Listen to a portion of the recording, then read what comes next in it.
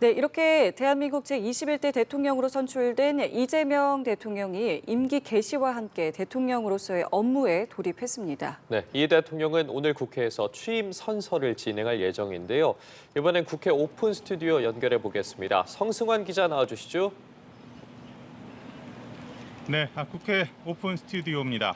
뒤로 보시는 것처럼 국회 본관에는 제21대 대통령 취임이다 이렇게 적힌 현수막이 걸렸습니다. 자, 이재명 대통령의 임기 첫날 상황 정치부 박현호 기자와 전해드리도록 하겠습니다. 자, 박 기자, 이재명 대통령의 임기가 오늘 이제 시작이 된 거죠? 그렇습니다. 아침 일찍 중앙선관위가 당선인 결정위원회를 열어서 네. 이 대통령의 당선을 의결하면서 오전 6시 21분부터 이 대통령의 임기가 시작이 됐습니다. 네, 아무래도 대통령 권리로 치러졌던 대선이기 때문에 인수위 기간이 없이 임기가 시작이 됐을 텐데 합참의장과 통화를 해서 보고를 받는 등 곧바로 또 업무가 이루어졌더라고요. 네, 대통령은 국군 통수권자이지 않습니까? 네. 임기 개시 직후에 가장 먼저 김명수 합참의장의 보고를 받았습니다. 이 대통령은 통화에서 빈틈없는 대배 태세를 당부한 것으로 전해집니다. 또 지난해 비상계엄 때 군 장병들이 부당한 명령에 소극 대응한 것은 잘한 일이었다는 말도 건넨 것으로 전해졌습니다.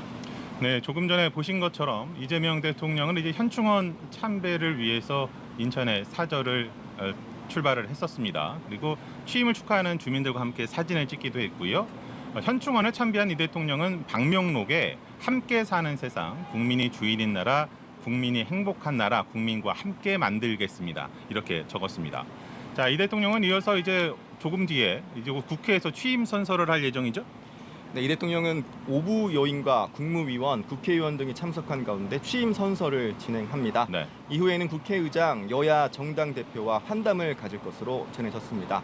통상의 취임식의 경우에는 뒤로 보이는 잔디 광장에서 외부 인사들이 대규모로 참석하는 가운데 이루어지는데 네. 오늘은 군악 의장대 행진, 예포 발사 같은 절차들이 생략될 것으로 보입니다.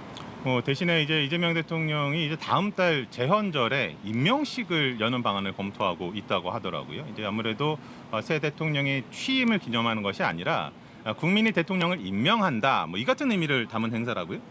네, 헌법을 공포한 재헌절에 헌법 정신을 되새기고 헌정 질서를 굳건히 수호하는 대통령이 되겠다는 의지도 함께 부각하려는 것으로 해석됩니다. 아무래도 이제 취임 선서 행사에서 이루어질 대통령으로서의 첫 공개 발언, 여기에도 이목이 쏠리지 않겠습니까? 이제 그에 앞서서 오늘 새벽 당선이 확정된 뒤에 이루어진 여의도 연설을 보면 힌트를 좀 얻을 수 있을 것 같아요.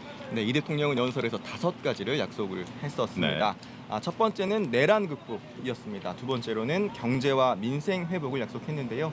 이어 국민의 생명과 안전을 책임지는 대통령이 되겠다는 다짐과 함께 평화롭고 공존하는 안정된 한반도를 만들겠다는 약속도 했습니다. 네, 이재명 대통령 대선 기간에 이제 통합 의지가 담긴 또 빨간색, 파란색이 섞인 운동화를 신고 곳곳을 누빈 기억이 있거든요. 통합 관련한 내용도 좀 연설에 담겼을 것 같은데. 네, 마지막 5번째에 담겨 있었습니다. 네. 남녀, 지역, 노소, 장애인과 비장애인, 기업가와 노동자가 편을 갈라서 증오하고 혐오하고 대결하게 하지 않겠다면서 억강부약의 대동세상을 만들겠다고 약속했습니다. 네, 박 기자, 사실 이맘때가 되면은 정치부 기자들이 가장 열심히 취재를 하고 촉각을 곤두세우는 것이 새 정부의 인선이 어떻게 되느냐, 이거 아니겠습니까? 특히 아무래도 인수위가 없이 바로 임기가 시작이 되다 보니까 국무총리 등 내각과 또 대통령실 고위참모진은 누가 될지 이런 것에 상당히 좀 집중을 하게 되는데 총리로는 김민석 의원이 좀 거론이 되고 있어요? 네, 이 대통령은 대선 기간 중에 밝힌 인선 기준이 있긴 합니다. 자신이 아닌 국민에 대한 충직함, 유능함, 청렴함을 꼽았는데요. 총리로는 전략통이자 사선인 김민석 의원을 내정한 것으로 전해집니다. 대통령실 비서실장에는 강훈식 의원을, 정책실장에는 이한주 민주연구원장이 낙점받은 것으로 전해지고 있습니다. 지금 오늘 아침 개표까지 모두 이제 마무리가 됐는데 선거 관련 상황도 한번 짚어보도록 하죠. 총 득표수 기준으로 따졌을 땐 1,728만 7,513표를 얻었습니다. 역대 최다 득표 기록인 거죠? 네, 이 대통령 득표율은 49.42%로 집계가 됐는데 말씀하신 것처럼 득표 수 기준으로는 지금까지 역대 가장 많은 국민들로부터 지지를 받아 당선된 대통령이라는 수식어를 얻게 됐습니다. 뭐 지역별로 좀 살펴보면은 광주와 뭐 전남부 그리고 호남 지역에서는 이제 모두 80%가 넘는 득표율을 기록을 했고요. 뭐 이를 포함해서 이제 뭐 서울과 경기, 인천 등 수도권에서도 모두 앞섰고 선거 때마다 사실은 캐스팅 보트라고 불리는 충청권에서도 이재명 대통령이 1위를 기록하지 않았습니까? 반면에 영남과 강원권에서는 김문수 후보가 좀 상당히 앞선 것으로 나타났는데 국민의힘 분위기는 어떻습니까? 네, 김문수 후보가 41.15%의 득표율로 2위를 기록을 했습니다. 네. 그런데 이번 대선과 마찬가지로 탄핵 뒤에 치러졌던 19대 대선 때를 떠올려 보면요. 네. 나름 선전했다고 평가해 볼 수도 있을 것 같은데 김 후보는 어제 승복 연설을 통해서 뜨거운 성원을 잊지 않겠다. 후보로 선출해주고 함께 띄워준 당원 여러분의 헌신에 감사드린다는 입장을 밝혔습니다.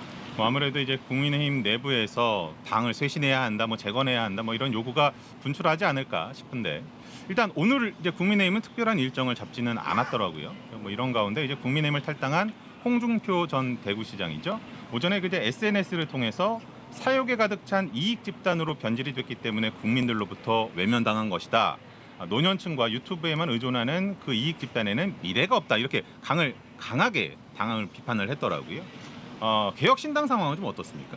네, 이준석 후보는 당초 두 자릿수 득표율을 목표로 삼지 않았습니까? 네. 그런데 최종 득표율은 8.34%에 그쳤습니다.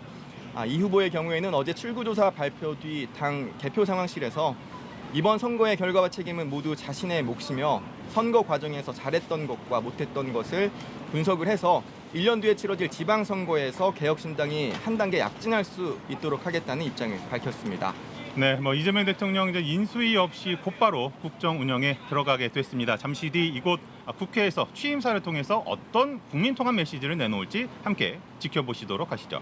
지금까지 국회 스튜디오에서 전해드렸습니다.